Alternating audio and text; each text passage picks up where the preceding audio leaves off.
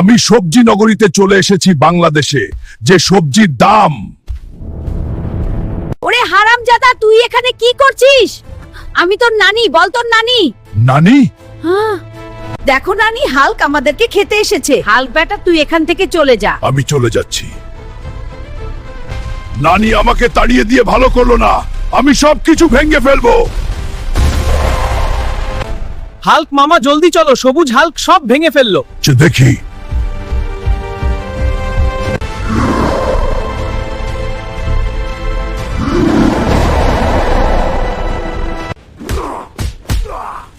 তোকে আজকে মেরে ফেলবো। লাল হাল্ক সবুজ হাল্ককে মারবো।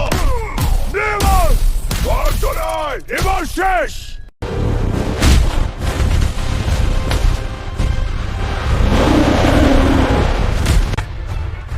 বন্ধুরা, ভিডিওটি ভালো লাগলে অবশ্যই লাইক করো।